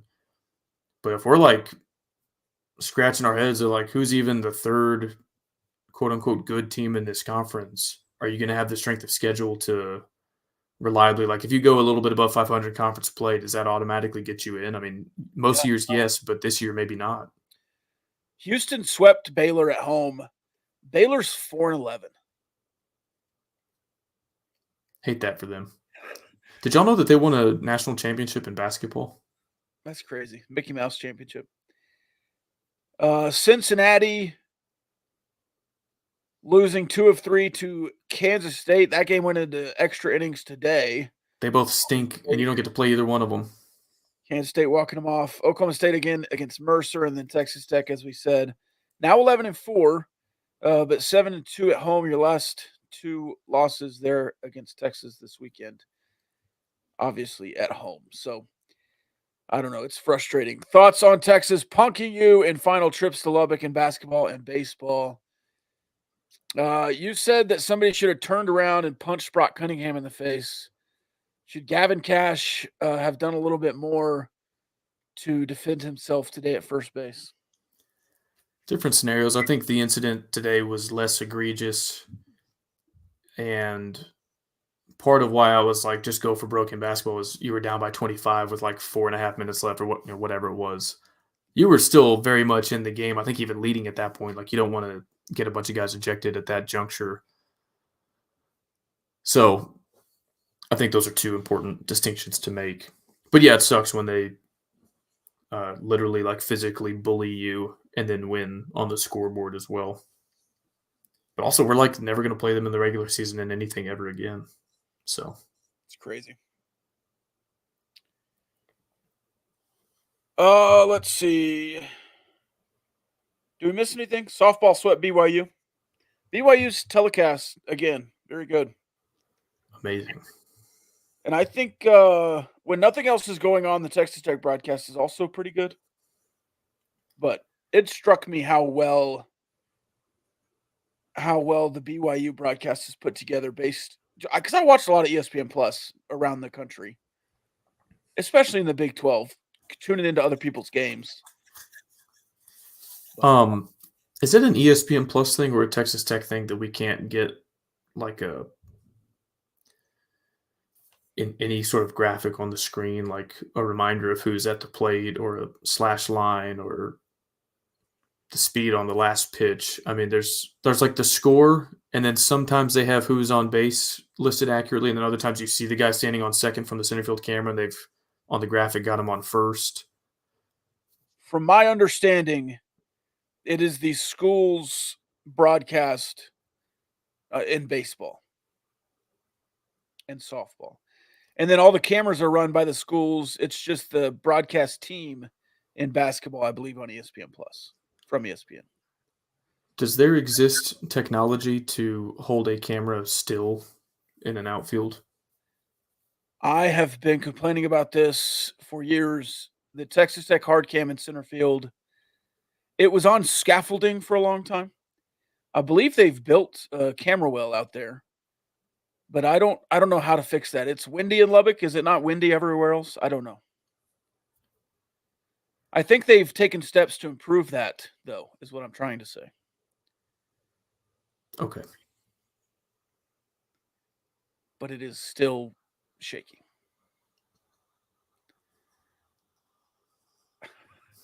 But if there's a women's basketball game and a baseball game on the same day, there's zero replay. There's no center field cam and no commercial breaks. You just sit there and watch the action in between commercials, and they turn off the mics. So I know at some level, it's Texas Tech employees or student interns running all the cameras and doing all the producing, because if you have two at one time, they don't have enough cameramen and producers to go around. Can I say one other thing? Sure. I'm in a grumpy mood about baseball. Ryan, I want your thoughts on baseball after this. But what's our team ERA right now? Like 8? Something not good? Yeah. If you could sort it against teams not named Gardner-Webb, that'd be great. Whatever the ERA is, it's not good enough for us to be strutting off the mound after what we think should be a called strike 3. Like, let's try to make some pitches, get some outs, and win a game before we're displaying that kind of unwarranted, undeserved swagger out there. Just my 2 cents. Old man yells at cloud, but I prefer the no commercials part. Yes, I agree with Thomas. Lots of people have asked about Kevin Bazell, and somebody just commented his name on here. I don't know if they just thought we missed the question. I don't know enough to comment on it. That's why I ignored those questions. I think he'll be back eventually. There's speculation that he's dealing with an unnamed illness. In Don Williams' column before the Longhorn series, it was illness. And basically, it said Tadlock thought he might be ready to go, but they don't know. And I think that's what you're going to get until he plays. But I don't think Maxey was bad this weekend behind the plate. I don't think your ERA is a lot better if Bazell plays defensively than Maxey is all I'm saying. I think you probably still lose the series with Kevin Bazell just based on how it went in the field. Money, do you have any baseball thoughts there? I watched quite a bit of Saturday's game, and I think that was the most baseball I've caught this season So I guess I need to keep tuning in because it's clear that I am the biggest factor in Texas Tech finding success this year. But yeah, Hewer was really fun to watch pitch. I enjoyed watching him play that game. He was throwing gas like up until his last pitch. A lot of emotion. I love that from a pitcher. So it was fun to watch.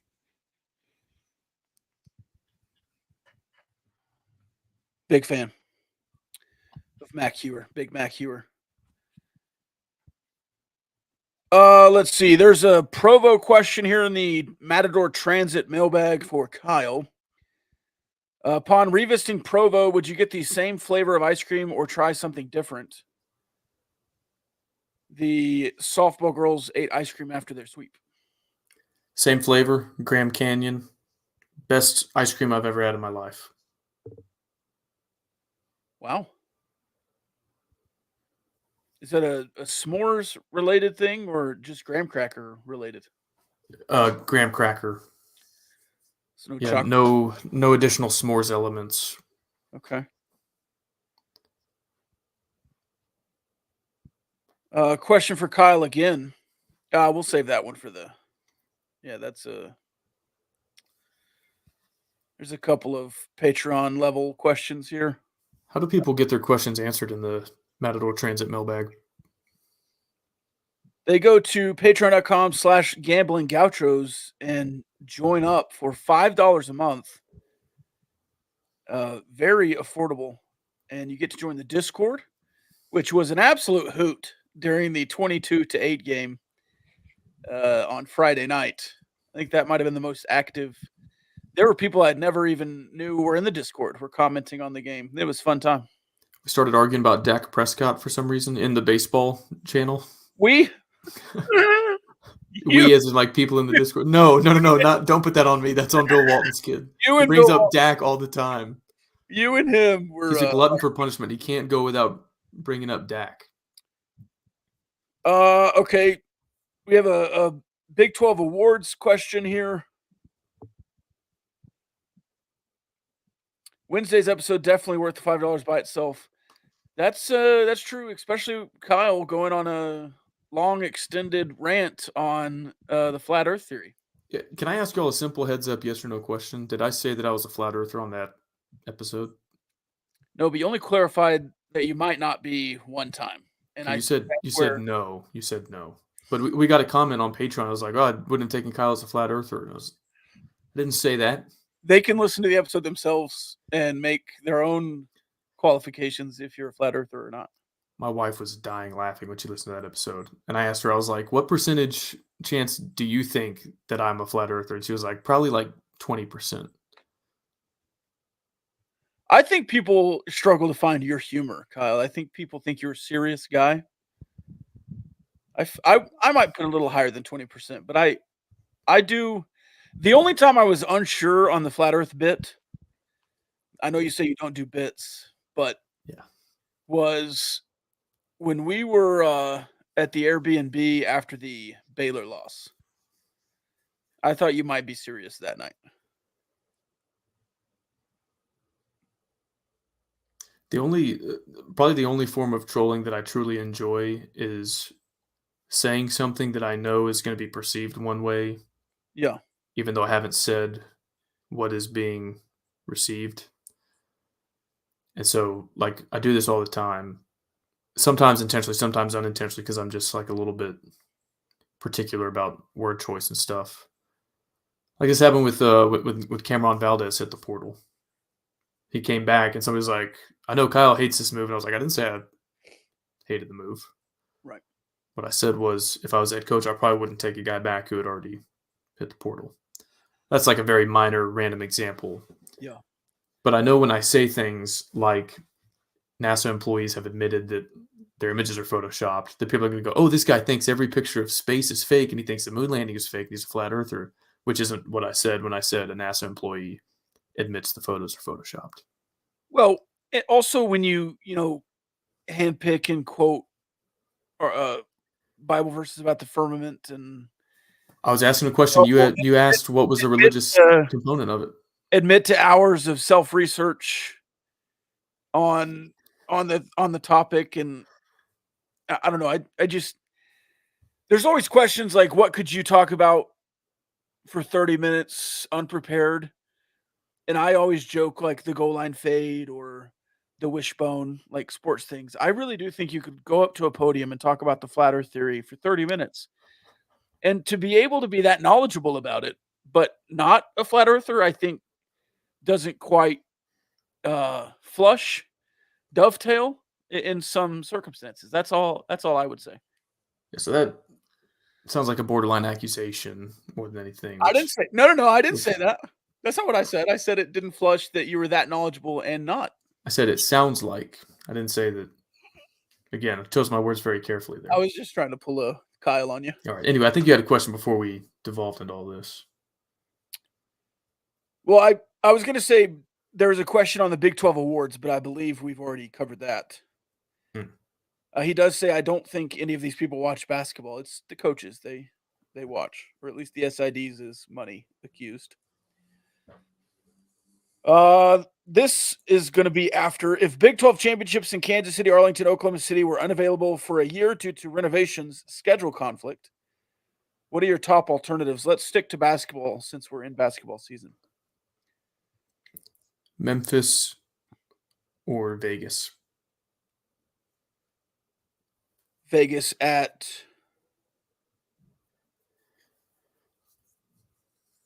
like build out Allegiant and do a basketball floor, or go to UNLV? Is that the only two choices? They don't have a basketball arena there? Well, they have like the tournament sites where it's like a hotel conference center. They build a basketball court in there. They might have a basketball arena in Vegas. I don't know. Chicago isn't that far outside the footprint now. When you take the old Big 12 North schools plus Cincinnati and West Virginia, why don't we go to the Shah?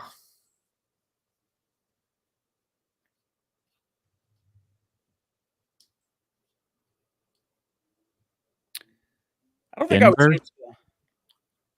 Denver? Omaha? For basketball. Yeah, it's in the middle of everybody. Sure. I would stick with Kansas City. Didn't the question explicitly say if Kansas City weren't available? Yeah. Does a certain podcast host want to retract his statement calling Gas a little too Baylor bold for his taste? Yeah. Which one of you said that? I've never said the words Baylor bold back to back in succession in my life.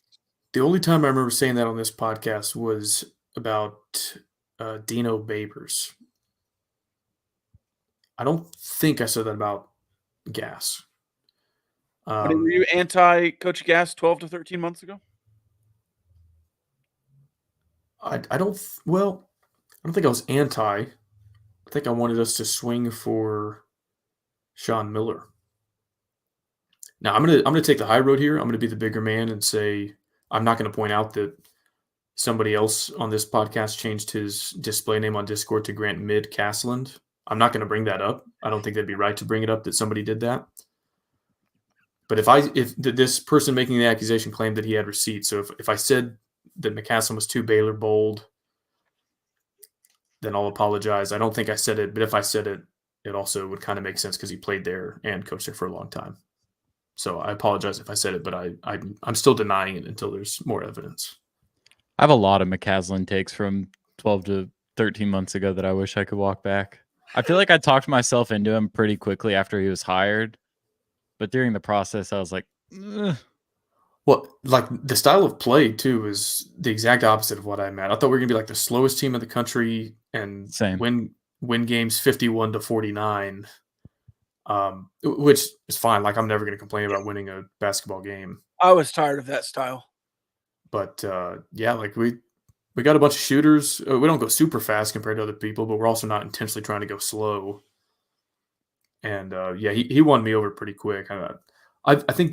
Truthfully, I viewed it as kind of like a safe, low-risk hire, which isn't always exciting to fans. But once I heard him talk to the community members and obviously got a glimpse of what they were like on the floor, some of the assistants he hired, the work he did in the portal, I was like, okay, I think he's doing a really good job so far. We'll see what happens during the season. And like I said, the season was an A. So any hesitations or reservations about McCassin probably gone by the wayside now. Our final Matador Transit mailbag question. We'll do the bulk of it on Wednesday, as always. One more comment, too. The "we're told" comment when talking about Flat Earth was another thing that kind of stuck out as maybe that you do believe that. I don't really understand why that's such a sticking point. Like, yeah, are we told that Nick Saban is the greatest college football coach of all time? Yeah. Okay, so like, does that automatically mean I'm suspicious of it if I say? No, I'm just saying that's just like reporting that that's something that we're told. It's like a dog whistle.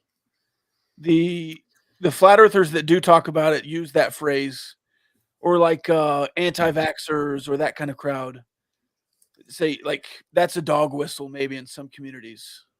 Yeah, I think other people know instantly that certain labels like anti-vaxxer are going to be thrown at them, even if they're not opposed to the concept of vaccines. And so why would they ever be honest and share their beliefs on something, knowing that any discourse is going to be shut down immediately by being called a flat earther or an anti-vaxxer? It's those kind of comments also that maybe. Well, I mean, like I'll use a prominent example. RFK Jr. is running for president. Sure. And he's labeled anti-vax conspiracy theorist.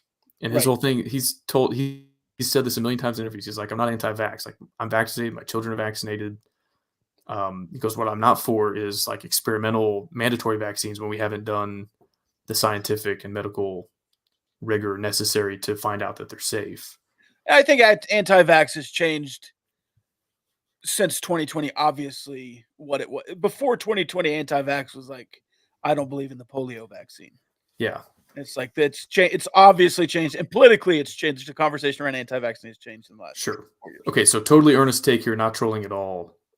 I would prefer like a legitimate conversation with somebody than just like an instantaneous label. Like, hey, are you an anti-vaxxer? Are you a conservative? Are you a liberal? Like, yeah, you get nowhere just agreeing to terms like that anymore because I think a lot of these issues and conversations are so nuanced. Yeah. So that's a legitimate point that I'll try to make here. I'll agree. It's what could otherwise just be incessant trolling. I'll agree there.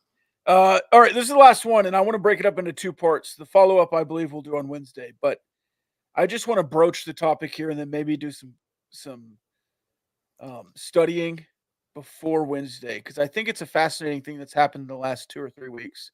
There's a trend on social media, Money, that Michael Jordan couldn't go left, and it's younger people. It's the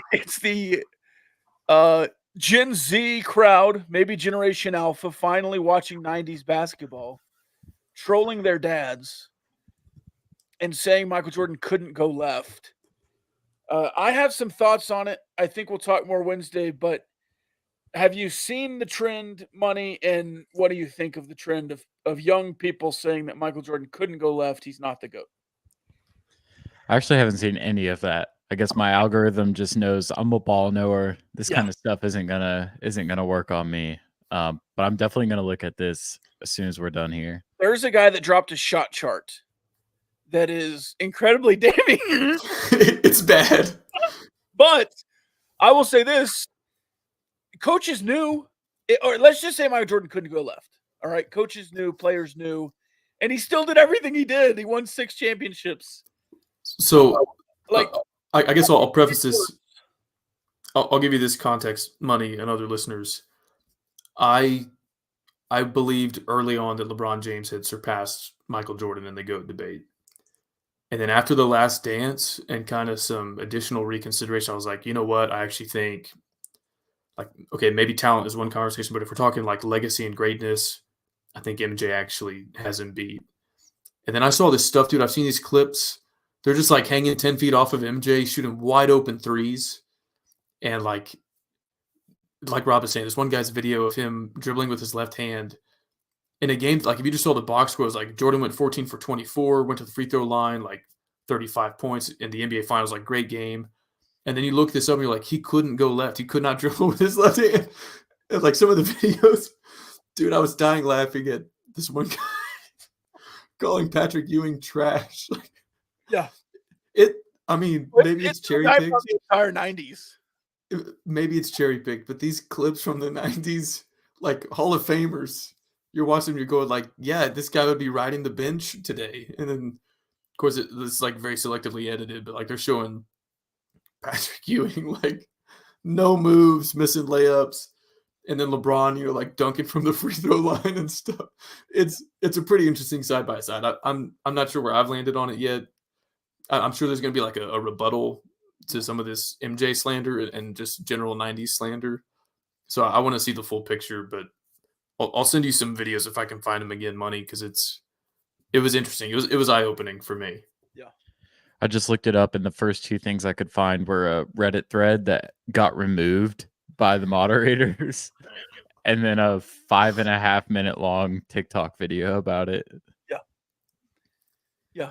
There's a guy that was drawing his own shot charts and like tracked where he dribbled, and like it was pretty funny. Yeah, it was like he dribbled with his right hand on like 28 possessions, like scored on X amount, assisted on X amount. And it was like dribbling with his left, he was 0 for 4 with like 2 turnovers on 6 passes, and like it's bad.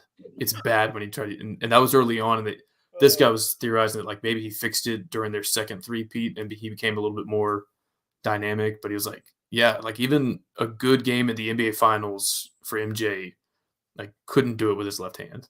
When there's interviews out there with Isaiah Thomas, who noted hater of Michael Jordan, was saying he couldn't go left, and that was their whole game plan against him. And that was early in his career, obviously, with the Pistons. And then Kenny the Jet Smith, who played for Houston but was a teammate at North Carolina, has an interview recently where he was like, at North Carolina, nobody wanted to guard Michael.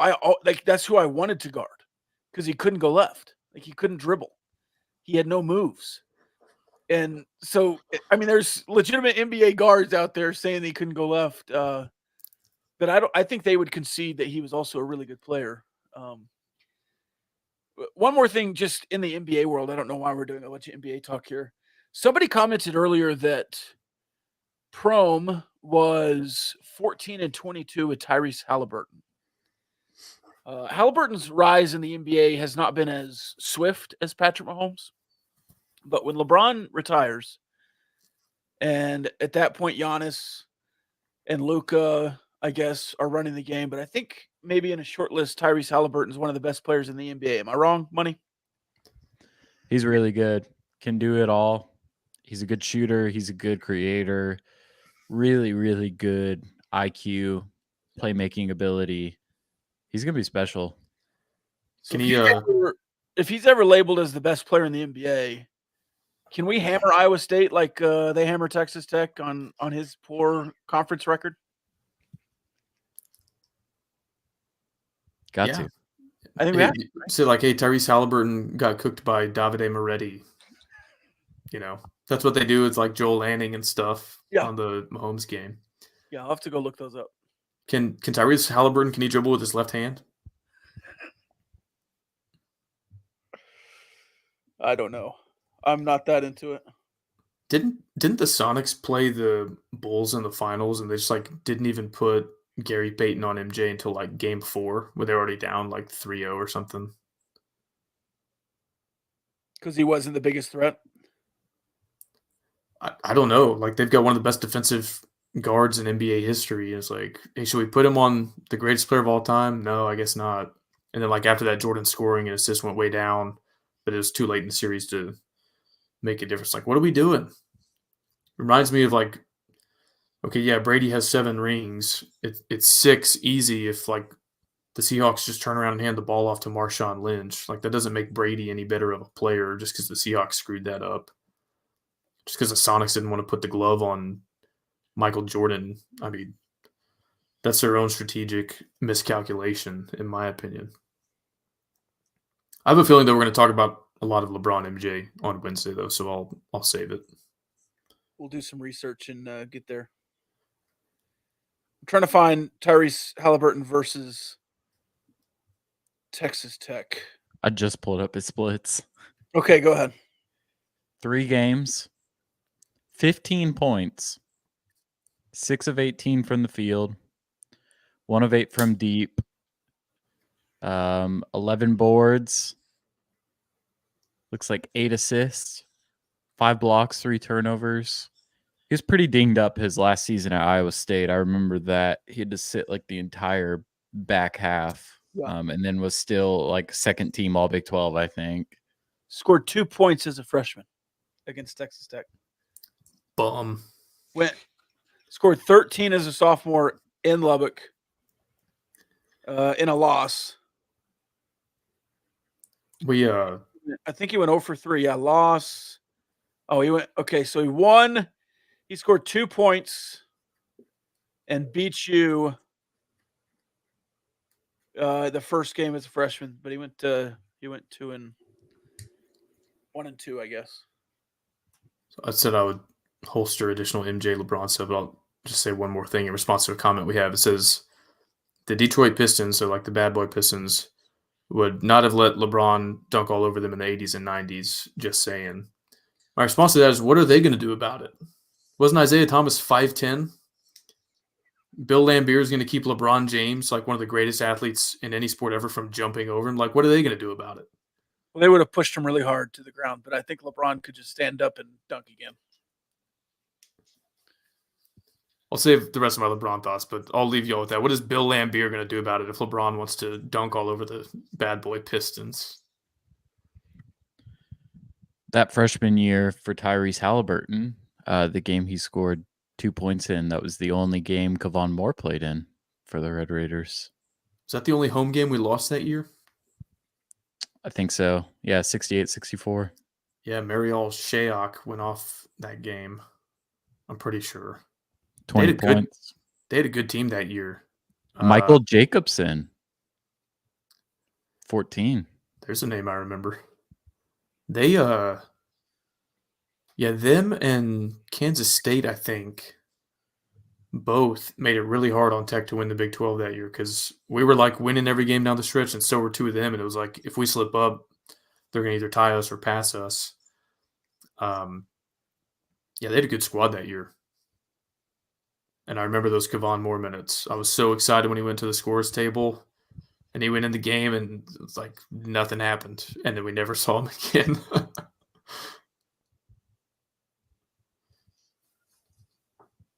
Yeah. LeBron might have been shooting free throws, but he would definitely have been pushed and fouled. Yeah, John Sally fouling out, Bill Laimbeer fouling out, Rod fouling out.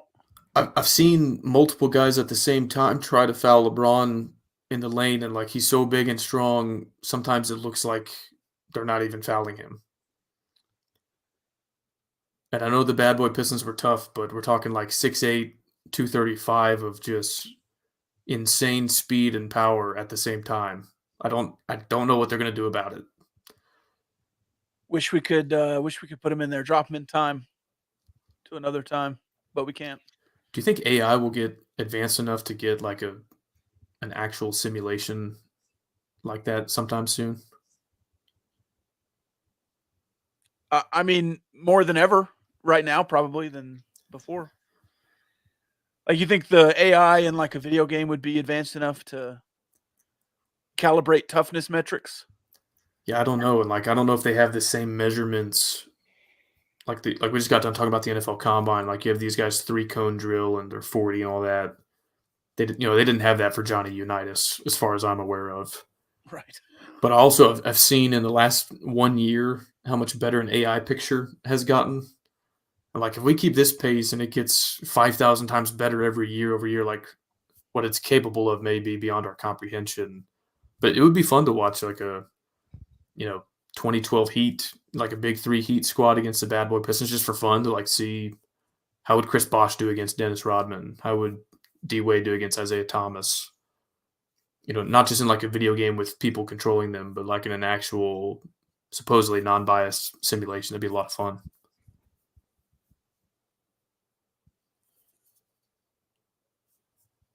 All right. I've not seen anything in the Oscars. Do we have any Oscars predictions? I think it's going on right now. I didn't see any movies this year. What? Oh, Like, no, you like didn't see movies at all? not new ones in theaters. I saw the Nike movie about Michael Jordan, actually. Air. Yeah, Air.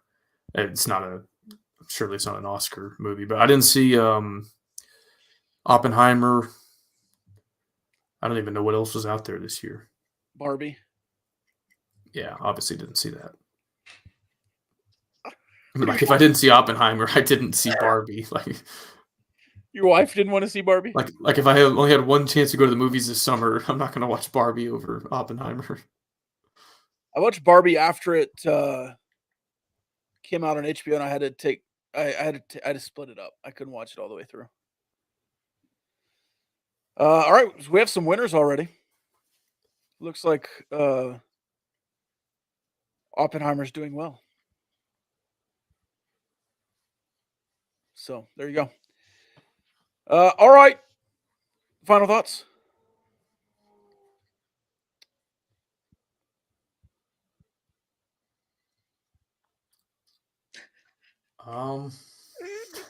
No? No, I guess I'll just see everybody on Wednesday for the Patreon episode. Money, final thoughts? Yeah, 2-hour mark on a free episode. If you thought this was fun, tune in on Wednesdays, man. Somebody asked about the Lindy Waters game too. Didn't we just talk about that like 2 weeks ago, or am I going crazy? We did. Okay. Yeah. I was like, I swear we just talked about that. Yeah. I remember that coming up maybe 3 episodes ago or something like that. It looks like Oppenheimer won all of the Oscars, and Poor Things. Oh, Mr. Root will be excited about the visual effects winner, Godzilla -1. I used to be so much more in tune with this. Yeah. Late high school, early college. We used to have Oscar parties in college. Yeah. And when I worked at a movie theater, they were, of course, airing. Usually the Oscar films come out in the late fall, winter. Sure. And that's when I go back for Christmas break to work. So I was like, I would go see them all within a week. Earth 2. Another Earth, yeah. That was not Oscar nominated. All right. Good movie, though. Great movie. Hey, can you... I know that if I do this, it's Kyle explaining, but can you explain the joke? Is it just that I misremember the name of the movie that has endured so long? I don't really get why that's that funny and why that joke has lasted so long. I don't know. I can't remember the genesis, really. I just know that it became a thing, and then everyone still says it, and so it's funny to bring up. I don't remember the genesis either. I was just trying to recall the movie. I was like, what was that called? Like Earth 2 or... the movie is called Another Earth, but I think it was funny because Earth 2 is such a funny name, and then it was like Earth 2 Electric Boogaloo, and we were all making fun of you. I think that's what they called the second Earth in the movie, though. Is like they label it Earth 2, which is why I thought it was right.